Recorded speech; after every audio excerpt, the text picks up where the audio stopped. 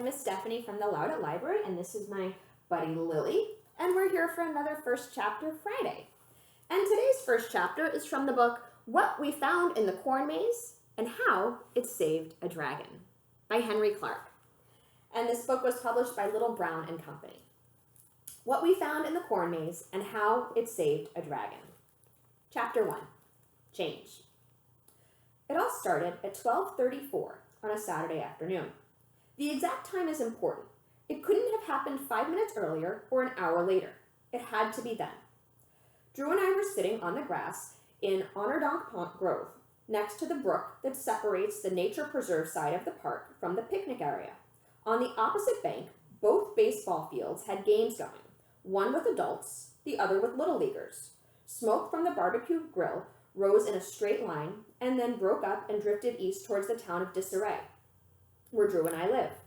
Our bikes leaned against a nearby tree. I dug a small stone out of the grass and tossed it into the water. Did you tell them it's a bad idea? Drew asked, continuing a conversation we'd begun during the ride over, when we had stopped in an intersection to watch two moving vans leave town.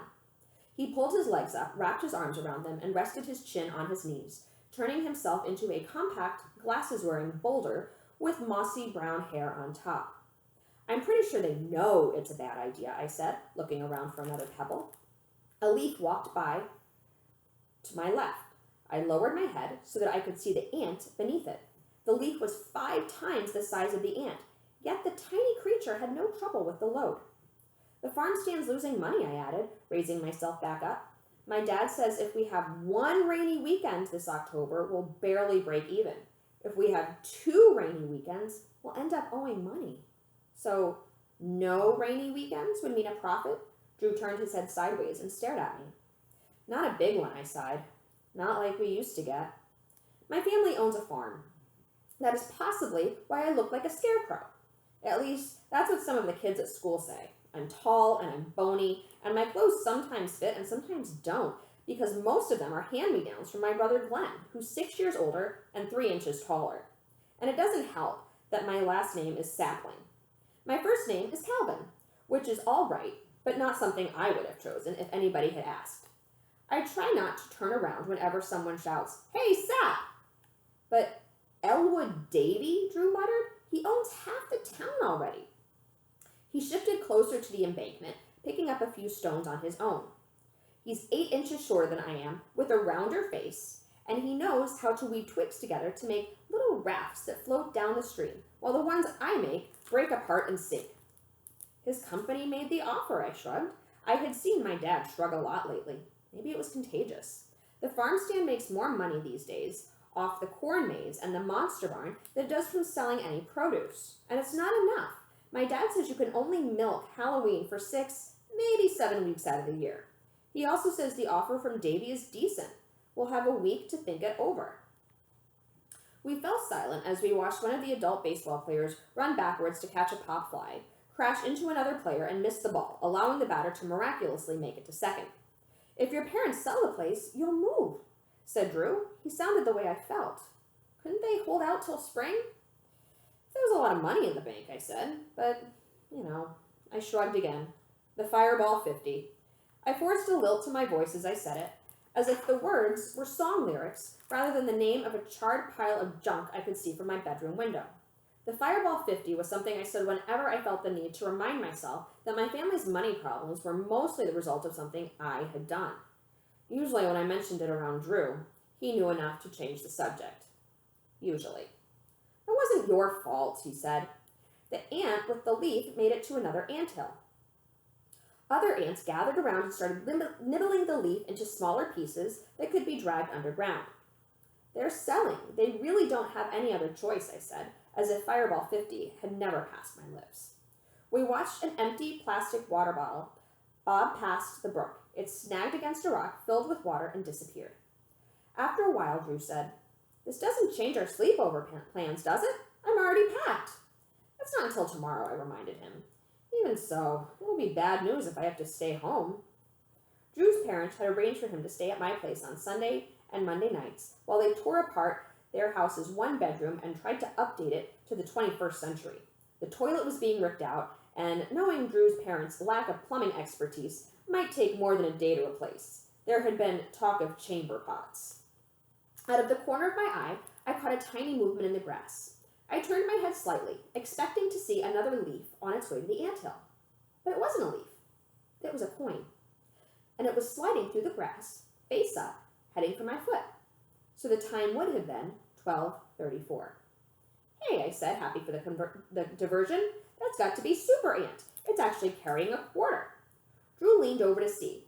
The coin wobbled out of the grass and into a stretch of bare dirt. Why would an ant need a quarter, he wondered. Maybe it's looking for a soda machine. The coin hit my sneaker and stopped. It backed up an inch and then came forward and hit my sneaker again. I could have moved my foot, but I wanted to see what would happen. The coin tried 3 more times to get through the sole of my sneaker, then backed up and started to go around. I reached down and gently lifted the quarter, expecting to see 3 or 4 ants working together, or possibly a very muscle-bound ant all by itself. There was nothing under the coin, only dirt. Really? Whoa, I said, squinting at the quarter. It's got to be some sort of trick, said Drew. Is there a thread attached to it? There's nothing attached to it. I turned the coin from heads to tails and back again. It was tarnished and worn at the edges, and its date was the year my grandfather was born. But otherwise, there was nothing strange about it, except that it had been moving by itself. I put it back on the ground. It did nothing, just sat there. I nudged it. Still nothing. I flipped it over and nudged it again. It didn't budge. Maybe it's playing possum, said Drew. It's a coin, I said. It can't play anything. It could play an arcade game if you had enough of them, Drew reasoned. Toss it here. I picked up the quarter and flipped it to him. It bounced off his fingers and landed in the grass. He scrambled after it, raking his hands through the grass, but he came up empty. Lost it. Which was all the quarter needed. It came out of the grass, rolling on its edge this time, and slipped onto the narrow dirt path that led to the wider trail at the top of the embankment. It's rolling uphill, I said in disbelief. We gotta follow it. Drew jumped to his feet and clambered up the slope. I was right behind him. The coin reached the trail and made a right. It changed direction, Drew muttered. That's not possible. None of this is possible, I reminded him. Don't lose it. We kept pace with the coin. It showed no sign of slowing down. A sweaty man in a jogging suit rounded the bend and trotted straight at us, the wires of his headphones flopping like the wattle on a rooster. We slid to either side of him, and his right foot stomped down less than an inch from the coin, which wobbled a little, then straightened and accelerated. No way, I gasped, halting in my tracks and catching Drew by the sleeve. What? Drew looked, but missed what I was seeing. I pointed. A second coin, a nickel, had slid out from under the bush and was tumbling end over end, heading in the same direction as the first. The quarter caught up with it, and they traveled together. To our left, a faint hissing sound and disturbance in the grass was either a snake or another quarter tumbled onto the trail, raising the tiny dust cloud as it surfaced on its belly. It's a coin migration, declared Drew, as we both started running again. Coins don't migrate. They must. That would explain why sometimes I can't find my lunch money. The 3 coins skidded to the left and departed the trail, slowing down as they plunged into the weedy meadow that stretched into the trees bordering the park to the west.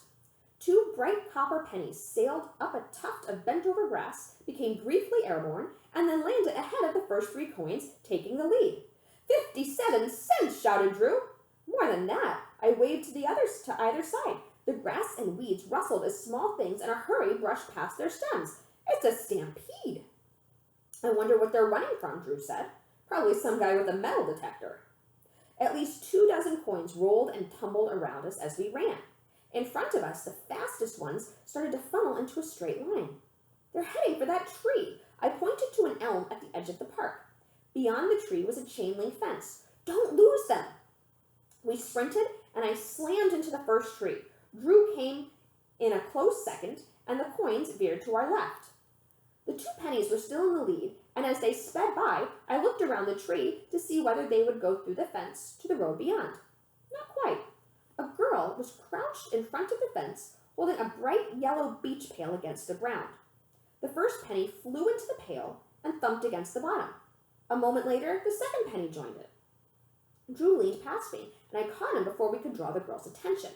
Her black hair was pulled back from the face and gathered in a thick bun, stuffed with what looked like pencils or pens, or possibly chopsticks. Smudges on her nose and cheeks made her look as though she'd gotten too close to the frosting of a multicolored cupcake. I recognized her as the captain of the Disarray Dolphins, the school swim team.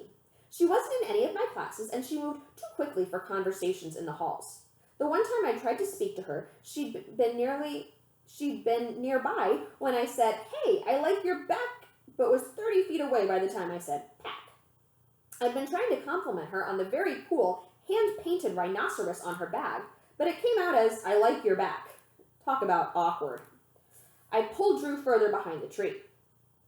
As we watched, a stream of coins rolled, spun, and tumbled into her pail. Just a few at first, then a bunch, then a trickle, then none. She looked up, as if to see if any more were coming. "Modesty Booker!" Drew blurted, and then lost his balance and staggered forward. I stepped out after him, since I no longer saw any sense in hiding. "Hi," I said, raising my hand in what I thought was a friendly greeting.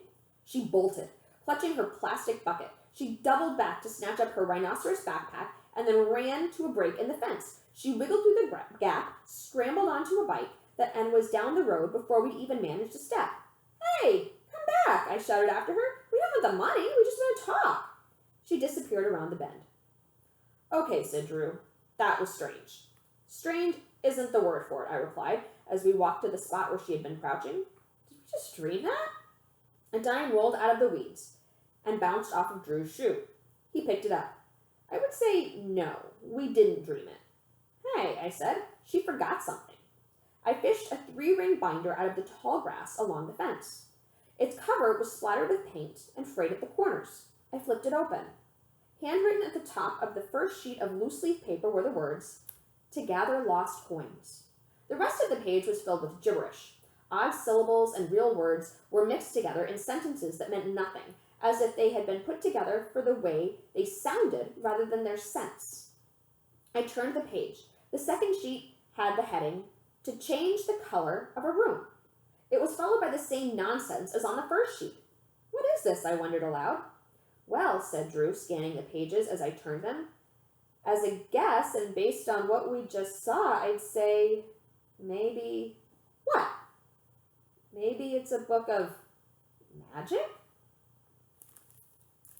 And that's chapter 1 of What We Found in the Corn Maze and How It Saved a Dragon. So to find out more about those rolling coins, the magic in the notebook, and maybe where that dragon comes into play, come check this out. We've got it available at the Loudoun Library. You can check it out. We're open for browsing now, and we're also doing curbside checkout as well if you prefer. Please take good care, and I'll see y'all again real soon for another First Chapter Friday. Bye!